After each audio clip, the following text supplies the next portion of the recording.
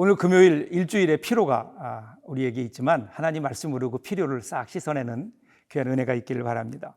우리가 다니엘서 혹은 요한계시록 이런 읽어보면 여러 환상들이 나오죠. 다니엘도 2장의 큰 신상, 7장의 네 짐승, 8장의 숫양과 숫염소, 그리고 작은 뿔, 이러한 환상들을 하나님이 보여주시는 의도는 어디에 있을까요? 하나입니다. 아무리 어둠이 짙어 보여도 결국은 하나님이 승리하신다, 하나님이 다스리신다. 그러니 그 하나님 편에 있는 너희도 승리할 수 있다. 이것이 여러분 다니엘의 메시지가 아닐까요? 다니엘 8장 15절부터 27절 말씀을 우리 함께 보면서 이 응원가를 듣고 힘내는 저와 여러분 될 수 있기를 바랍니다.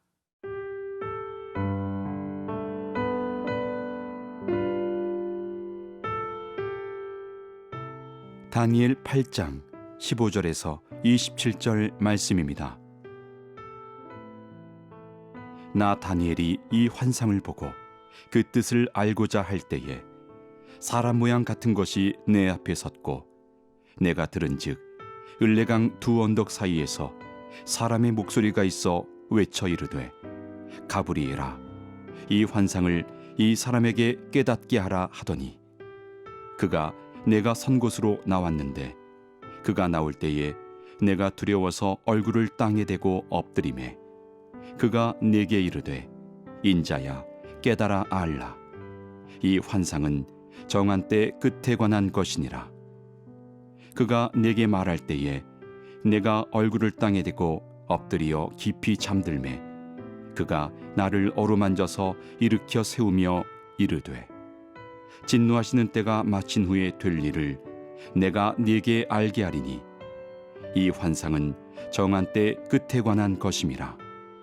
네가 본 바 두 뿔 가진 순양은 곧 메대와 바사 왕들이요 털이 많은 순염소는 곧 헬라 왕이요 그의 두 눈 사이에 있는 큰 뿔은 곧 그 첫째 왕이요 이 뿔이 꺾이고 그 대신에 네 뿔이 났은즉 그 나라 가운데에서 네 나라가 일어나되 그의 권세만 못하리라.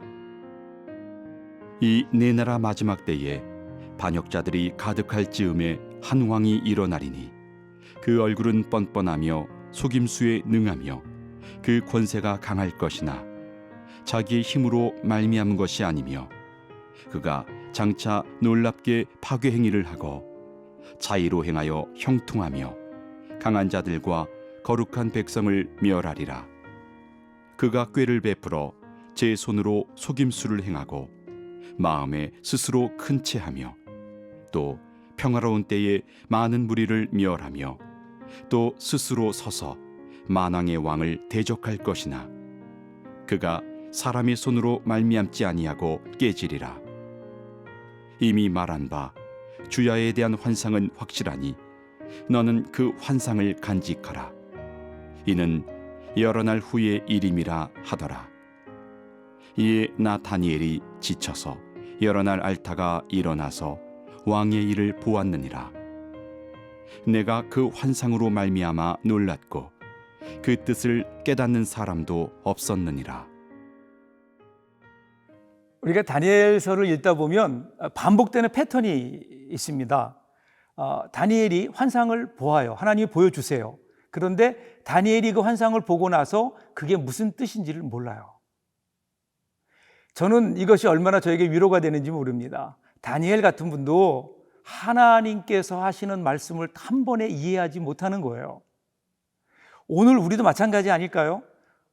어떻게 하나님 말씀을 한 번 보고 우리가 다 이해할 수 있을까요? 많은 분들이 어렵다, 그래서 성경 읽기를 포기하는데 아니에요.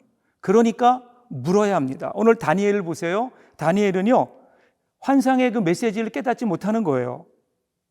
그래서 이 환상이 무슨 뜻인지를 묻습니다. 자, 15절, 16절 보세요. 나 다니엘이 이 환상을 보고 그 뜻을 알고자 할 때에 사람 모양 같은 것이 있어 내 앞에 섰고 내가 들은즉 을레 강 두 언덕 사이에 사람의 소리가 있어 외쳐 가로되 가브리엘아 이 환상을 이 사람에게 깨닫게 하라 하더니. 여러분, 다니엘이요, 이 환상에 담긴 하나님의 메시지를 언제 어떻게 알게 됩니까? 물을 때인 거예요. 물을 때. 그 뜻을 알고자 할 때에입니다. 이 말은요, 히브리어로 보면 바카쉬라는 말입니다. 바카쉬. 이 바카쉬라는 말은 그냥 궁금해서 호기심에 어떤 유용한 정보를 얻기 위해서 약간의 수고를 하여서 알고자 하는, 그러니까 쉽게 말씀드리면요, 그거 알려고 그냥 인터넷 검색하는 정도가 아닙니다. 이 바카쉬는 고통스러울 정도로 혹독하게 몰입해서 알고자 하는 그 일들을 최선을 다해 전심으로 추구하는 것, 이것이 바로 바카쉬입니다. 그래서 하나님께서는 너희가 전심으로, 그러니까 온 마음으로 나를 찾고 찾으면 나를 만나리라. 예레미야 29장 13절의 말씀이죠. 이렇게 약속해 주신 겁니다. 그러니까 누가 하나님을 만날 수 있을까요? 누가 하나님의 뜻을 알 수 있을까요? 전심으로 찾고 또 찾는 사람입니다. 이것이 바로 바카쉬의 영성입니다. 우리 예수님도 그러셨죠. 기도 응답의 약속을 주시면서 구하라, 찾으라, 두드리라. 오늘도 이 하나님의 말씀을 우리가 구하고 찾고 두드리는 그러한 열정이 저와 여러분들에게 있기를 바랍니다. 우리가 이 하나님의 은혜를 경험하지 못하는 이유가 바로 여기에 있거든요. 자, 다니엘은 이러한 열정, 바카쉬의 열정을 가지고 묻습니다. 이 하나님의 환상이 무엇을 의미하는지. 그러니까 그 다음에 20절부터 25절에 보면요, 그 환상에 대한 설명을 해줍니다. 다니엘이 본 바 두 뿔 가진 숫양은요, 메데 바사, 그러니까 페르시아 제국을 말하고요, 털이 많은 숫염소는 헬라 제국을 말합니다. 그리고 그 숫염소의 두 눈 사이에 있는 큰 뿔은 그 첫 번째 왕 곧 알렉산더를 말하고, 그 뿔이 꺾이고 그 대신에 너의 그 네 뿔이 난 것은 헬라 제국이 알렉산더 휘하의 네 장군에 의해 큰 나라로 나누어지게 되는 것을 말합니다. 그리고 이 네 나라의 마지막 때에 반역자들이 가득할 즈음에 한 왕이 일어나리라고 하는데요, 이것은 바로 앞에서 말씀드렸던 안티오쿠스 4세 에피파네스 왕의 등장을 말하는 겁니다. 에피파네스, 그의 얼굴은 뻔뻔하며 속임수가 능하며 그 권세가 강할 것이라고 했죠. 그리고 그것이 자기의 힘으로 말미암는 것이 아니라는 것은 사탄의 힘을 입은 적 그리스도인 것을 말하고 있습니다. 그래서 나중에 이 에피파네스는요, 예루살렘의 제단을 회파하고 그리고 예루살렘에서 이방신에게 제사를 드리는, 그래서 유대인들의 신앙을 끊어버리는, 하나님을 향한 그들의 신앙을 박해했던 적 그리스도와 같은 그러한 모습을 우리가 보게 되는 거죠. 자, 중요한 것은요, 그 최후가 어떻게 될 것인가 하는 겁니다.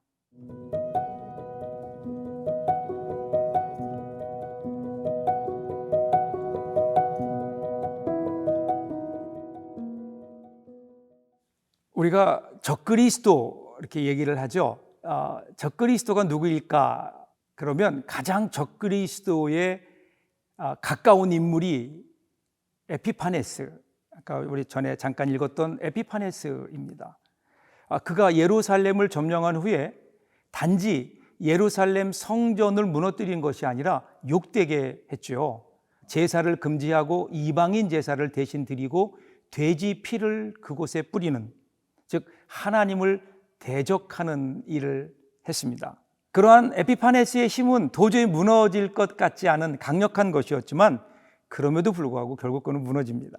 25절 보세요. 그가 꾀를 베풀어 제 손으로 속임수를 행하고 마음에 스스로 큰 채하며 또 평화로운 때에 많은 무리를 멸하며 또 스스로 서서 만왕의 왕을 대적할 것이나 그가 사람의 손으로 말미암지 아니하고 깨지리라. 하나님을 대적하고 성도들을 대적하는 적그리스도는 반드시 이 땅에 있는데, 그런데 그들의 끝은 하나님의 심판이다. 하나님의 심판으로 끝나게 된다는 겁니다. 결국 지금 다니엘서 7장 8장의 환상을 통해서 하나님께서 우리에게 주시는 메시지는 뭘까요? 그것은 역사 속에서 하나님을 대적하는 적그리스도의 역사는 계속 일어날 것이고, 그런데 그런 대적자들은 때가 되면 하나님께서 반드시 심판하실 거라는 겁니다. 그러니까 인내하라는 거죠. 그러니까 포기하지 말라는 겁니다. 여러분, 우리나라가 일본의 식민 통치를 받던 그 시대에 신사참배를 반대하며 박해를 받았던 분들이 많이 있죠. 그런데 또 반면에 친일 부역자가 되어서 친일에 동의하고 살았던 사람들도 많이 있습니다. 무엇이 이들을 다르게 만들었을까요? 그것은 일본의 지배를 때가 되면 끝날 것이다 라고 하는 제한적인 것으로 보느냐, 아니면 눈에 보이는 대로 그냥 영원히 계속될 것 같은 생각을 가지고 있느냐, 이것의 차이가 아니었을까요? 그것에 따라서 친일파와 그리고 애국자로 나뉘어졌습니다. 그런 관점에서 오늘 우리의 신앙생활도 그렇지 않을까요? 다니엘이 본 바와 같이 이 환상을 마음속에 간직하고 하나님의 백성이기에 이제 곧 올 나라, 하나님 나라를 바라보면서 참고 견디고 믿음을 지켜가는 사람과 눈에 보이는 우리의 현실만을 바라보면서 그 앞에 우리의 마음을 빼앗겨 버린 사람들, 이 두 사람으로 나뉘지 않을까요? 그리고 그 끝에는요, 하나님의 심판이 있습니다. 이런 관점으로, 이 다니엘의 관점으로 우리의 시대를 보며 다니엘처럼 변함없이 한결같이 하나님을 섬기고 하나님 나라를 바라보는 그런 저와 여러분들 될 수 있기를 바랍니다.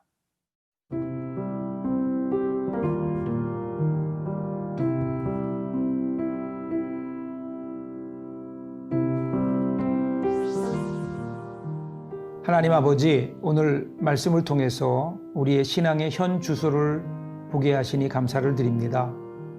우리 신앙은 우리에게 때로는 페르시아 제국처럼 다가오는 문제들, 헬라 제국들처럼 엄습해오는 우리의 환경들, 우리의 신앙을 짓누르고 핍박하는 안티오쿠스와 같은 것에 몰두하느라 하나님을 보지 못했기 때문임을 깨닫게 하시니 감사합니다. 우리 자신을 크게 하려는 어리석음을 버리고 영원하신 하나님, 크신 하나님을 신뢰함으로 오늘도 주님 안에서 함께 지어져 가고 하나님의 인도하심과 말씀 속에 영생의 길을 걷게 하여 주옵소서. 예수님 이름으로 기도하옵나이다. 아멘.